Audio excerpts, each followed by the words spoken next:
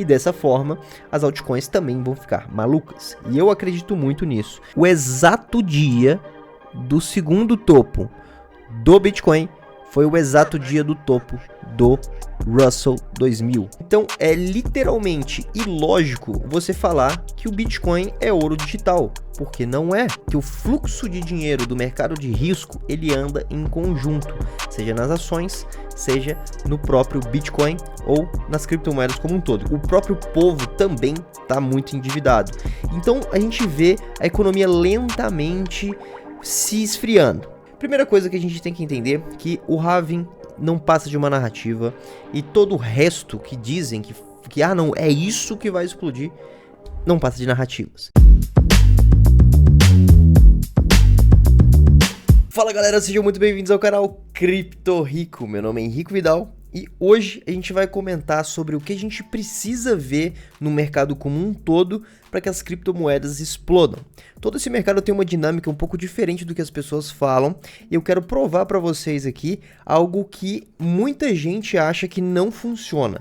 Mas eu uso esse tipo de análise desde 2020 para eu poder analisar o mercado e ter uma ideia mais ou menos de onde entrar e onde sair e para que eu sempre pegue os melhores movimentos nos momentos mais improváveis daquilo acontecer, beleza? Então já se inscreve no canal, deixa o like nesse vídeo e também manda para todo mundo que tem criptomoedas na carteira, porque isso que eu vou falar para vocês não encontram em lugar nenhum. Também comenta aqui embaixo o que você tá achando da volta do canal e o que vocês querem ver aqui também, porque eu vou fazer mais vídeos que vocês querem ver. Beleza? Então é o seguinte, muitas pessoas acham que as criptomoedas é algo isolado do mundo como um todo, porém não existe nada mais errado do que isso. Inclusive eu vejo várias narrativas acontecendo como, não, porque o halving ia fazer tudo explodir, não, porque os ETFs ia fazer tudo explodir. Só que a gente viu o contrário, né? A gente viu que o halving não surtiu efeito e também nem o ETF de Bitcoin, nem o de Ethereum. E eu sei que isso é uma ideia um pouco diferente do que as pessoas falam aqui pra vocês, porém vocês vão entender exatamente o que eu tô falando.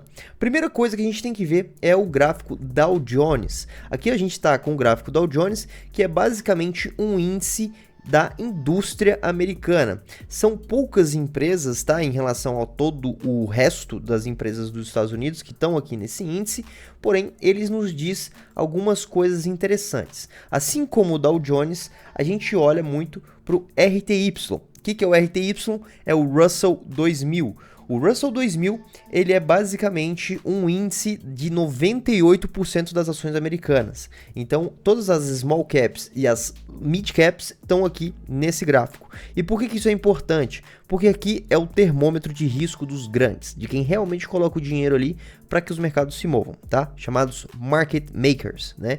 São os criadores de mercado, né? Eles que fazem o movimento em primeiro lugar. E além disso daqui, a gente pode olhar outros gráficos, por exemplo, o próprio Nasdaq, né? Se a gente for olhar a própria Nasdaq, inclusive o NDQ, que é US 100 Index, a gente vê também aqui um certo padrão, né? Enfim, eles estouraram altas históricas bem juntos, né? O próprio Dow Jones e a Nasdaq.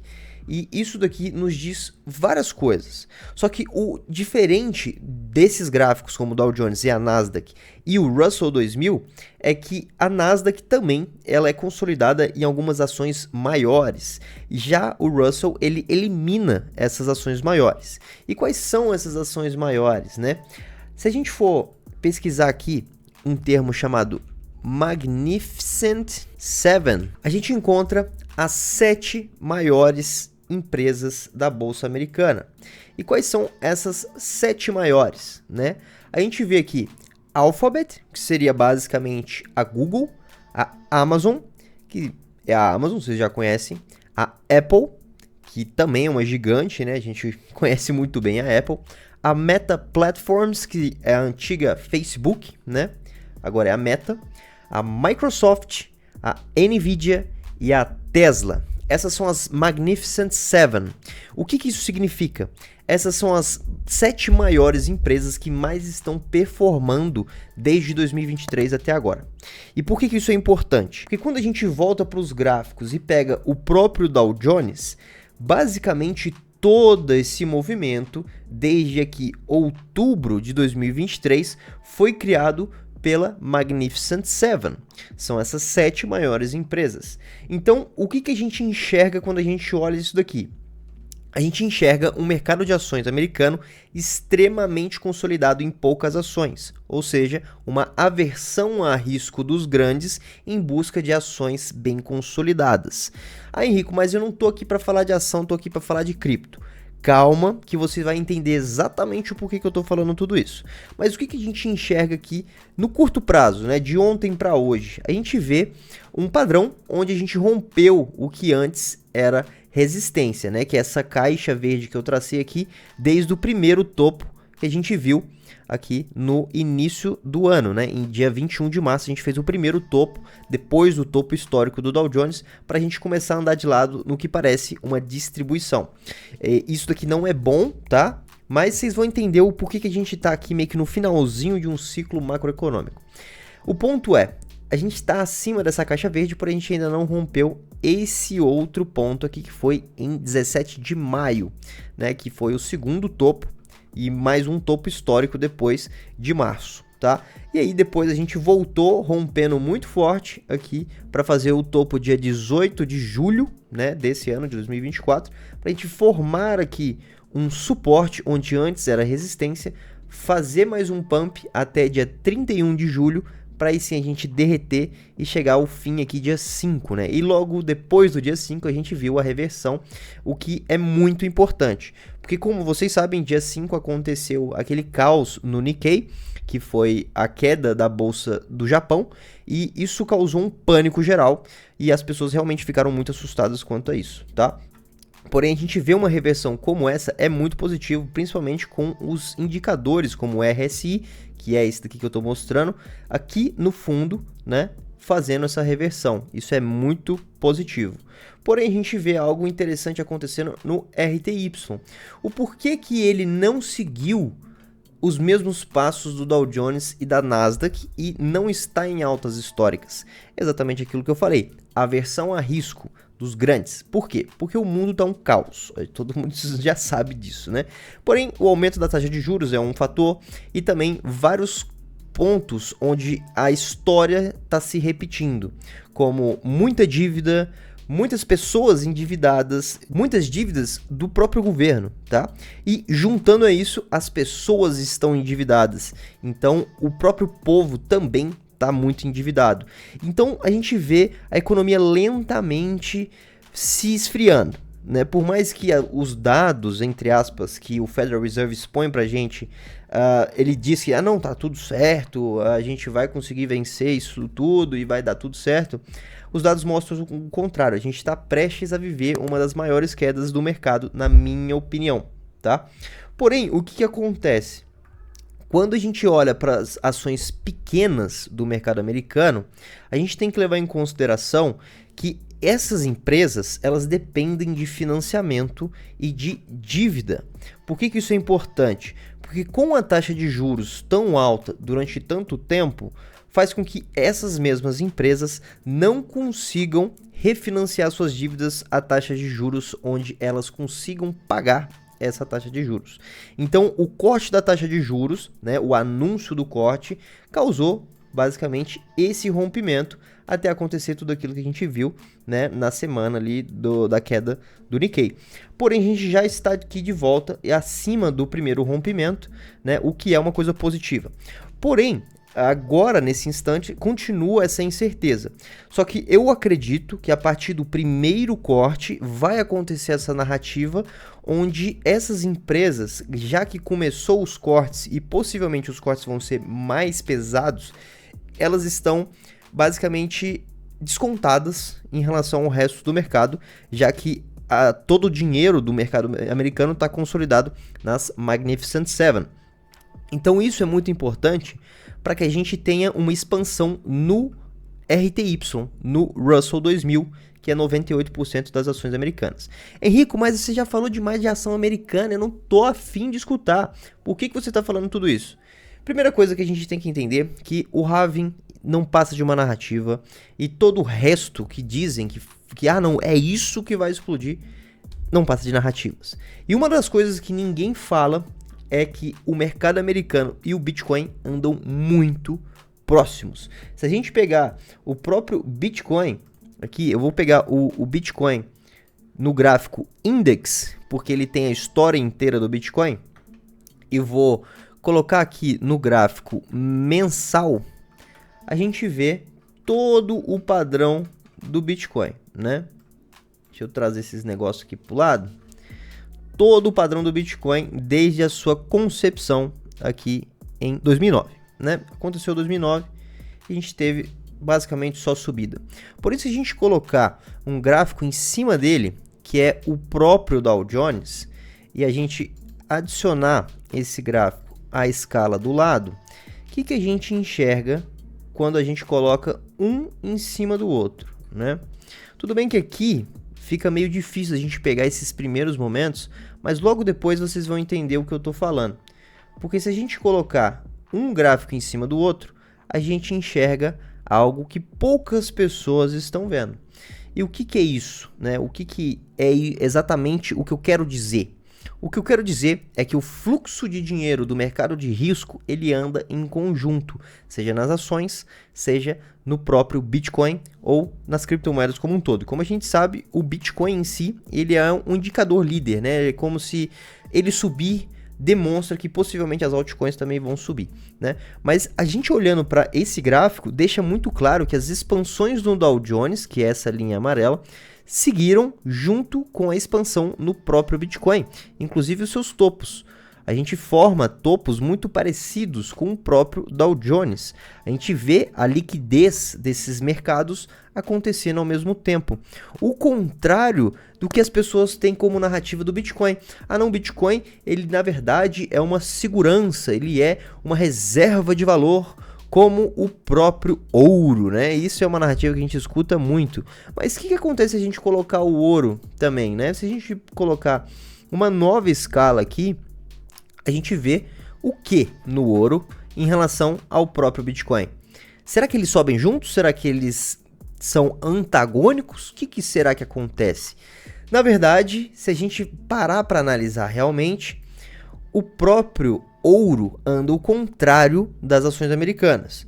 Logo, anda ao contrário do próprio Bitcoin. Olha que interessante. Quando o ouro faz seu topo, né, o Bitcoin aqui estava no início do seu bear market, certo? Bem aqui, ó. Isso lá em 2011. Nisso, o Bitcoin ainda era muito manipulado. Enfim, ele ainda é manipulado, mas não tanto quanto aquela época, porque ele era muito menor, né? O ouro andou de lado, enquanto o Bitcoin caía. Até que, quando começou a expansão de fato do próprio Bitcoin e também do próprio Dow Jones, bem aqui, ó, começou a expansão do Dow Jones, o que a gente enxerga com o ouro? O ouro despencando, o ouro simplesmente caindo e caindo muito. A gente vê, inclusive, chegando no topo aqui do Bitcoin em 2013, o primeiro topo aqui do Dow Jones e depois ele anda de lado. Por que eu falo que ele anda de lado? Porque se a gente for pegar aqui o próprio gráfico do Dow Jones, né, aqui nesse topo, ó, a gente vê que ele forma um canal, né? A gente vê que ele forma aqui um canal desde o seu topo, certo? Fez o seu topo, por mais que ele tenha passado, ele formou esse canal usando esse topo como suporte. Achou uma resistência, suporte, suporte, até ele romper novamente.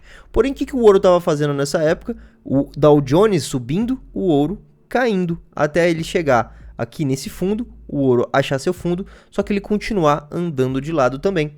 O próprio ouro, desde essa época, andando de lado durante muito tempo, né? Acumulando, né? Um jogo de acumulação desde maio de 2013 até 2019. Então foram literalmente 6 anos de acumulação no ouro.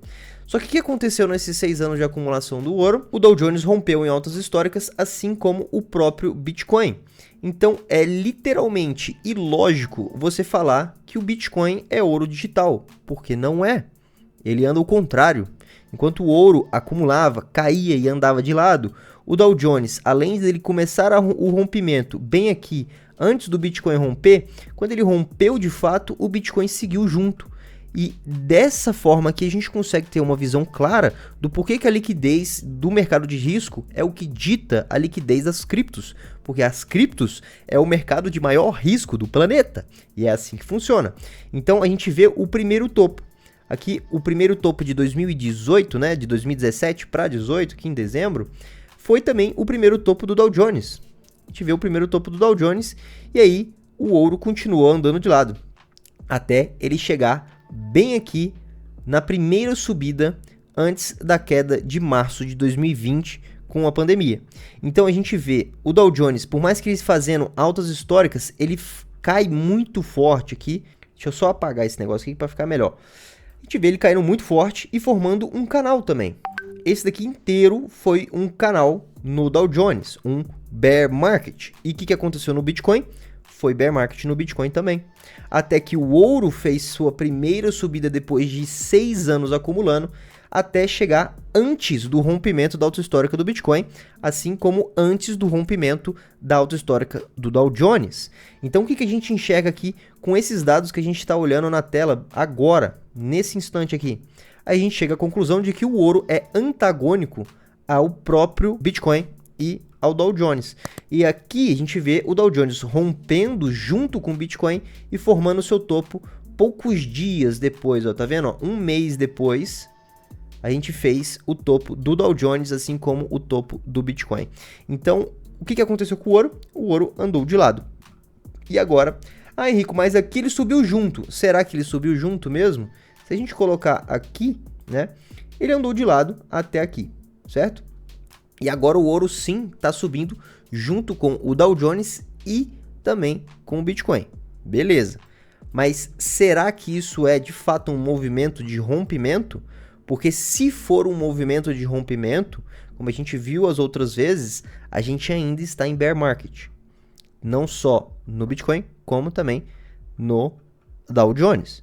Então, algum desses daqui precisa estar falando a mentira, né? Será que o ouro vai retrair bem para que tenha um último fluxo de dinheiro no mercado de ações e que por sua vez puxa as criptos? Eu espero que sim. Então a ideia por trás disso tudo é mostrar o que realmente acontece com o fluxo de dinheiro. Porque muitas vezes as pessoas falam assim, ah não, mas é porque Bitcoin ninguém entendeu ainda. Galera, é o seguinte, o Bitcoin, assim como as altcoins, são parte do mercado de risco. E o risco de fato só vem quando todo o mercado americano está se mostrando a favor do risco. E onde que a gente enxerga isso? No Russell 2000, né? Por isso que a gente usa esse gráfico aqui. Porque o gráfico do Russell 2000 é o que vai ditar se de fato a gente está buscando risco ou não. E por que isso é importante? Por que será que o ouro está subindo? Porque o mercado americano não está indo bem. Porque o mercado americano ainda está com aversão a risco. E por mais que o Bitcoin tenha até rompido sua alta histórica, eu vejo que disso que aconteceu foi apenas narrativas para despejo de moedas na cabeça das pessoas. E o mais importante que a gente tem que ver é uma retração no ouro com o Russell 2000 reagindo positivamente e rompendo suas altas históricas. Mas uma coisa que eu enxergo muito nos mercados é que geralmente os índices buscam a si mesmo. O que eu quero dizer? O primeiro índice que rompeu suas altas históricas foi o Dow Jones. O Dow Jones bem aqui e chegou a parar aqui no 4.236 de Fibonacci, puxando desde a Grande Depressão de 2008, tá? Aqui a gente vê uma extensão completa de 4.236, o que geralmente é um mau sinal, tá? Por isso que eu acredito que a gente está muito próximo do topo, mas a gente vê basicamente ele rompendo sua alta histórica em dezembro. O segundo índice que buscou o Dow Jones foi a Nasdaq. A Nasdaq, quando a gente olha aqui, ele rompeu sua alta histórica só em janeiro. Ou seja, eles foram juntos, mas ele teve um delay, né? O delay foi isso daqui. O Dow Jones rompeu primeiro, depois foi a Nasdaq. E também tem o NDXT. O NDXT é o Nasdaq 100 Technology Sector, que ele foi romper sua alta histórica em fevereiro. Então já tem mais um delay, né? Então isso é muito importante a gente ter em mente. Os índices geralmente eles vão buscando um ao outro, só que tem um que ainda não buscou, o Russell. O Russell 2000 ainda está abaixo da sua alta histórica que ele formou aqui em novembro de 2021. E se a gente colocar o Bitcoin em cima dele, o que será que acontece? Vamos ver o que acontece? Olha que impressionante. Também anda junto.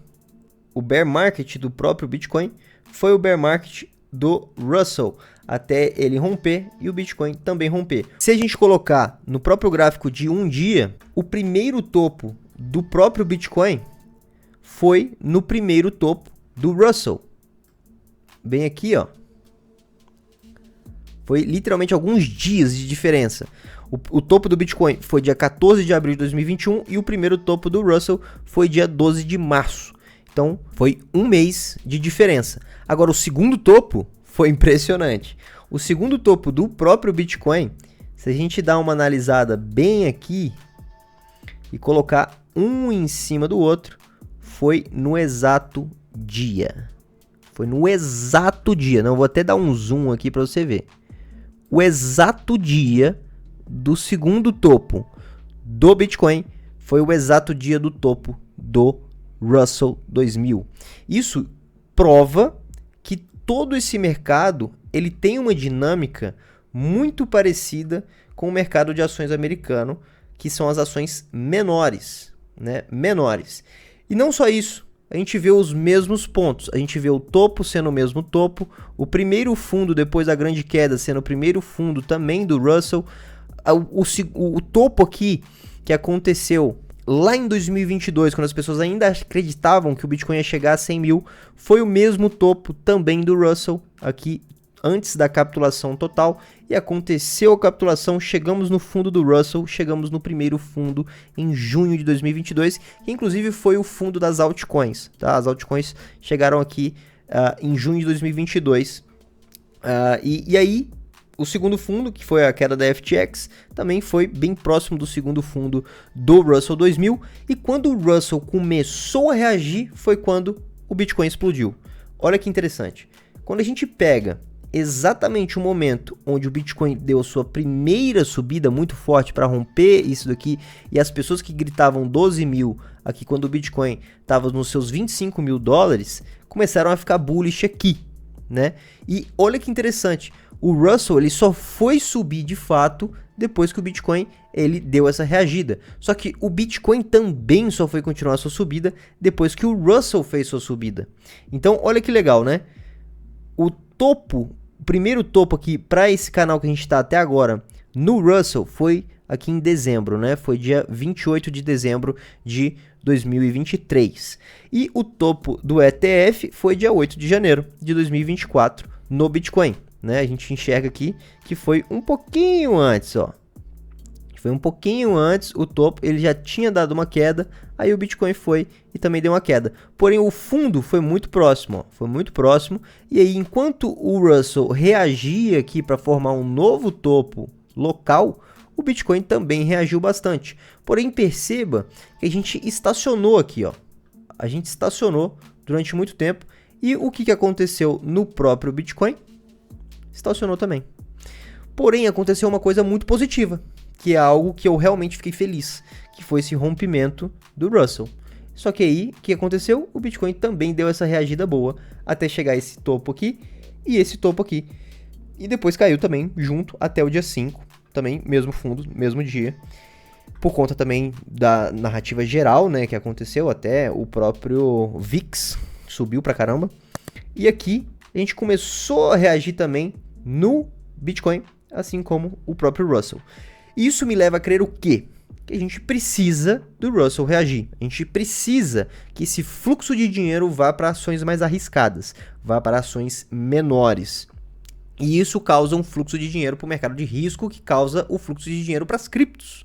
E dessa forma, se o Russell conseguir romper aqui e buscar os outros índices, é bem possível que o próprio Bitcoin também reaja e busque novas altas históricas. E dessa forma, as altcoins também vão ficar malucas. E eu acredito muito nisso.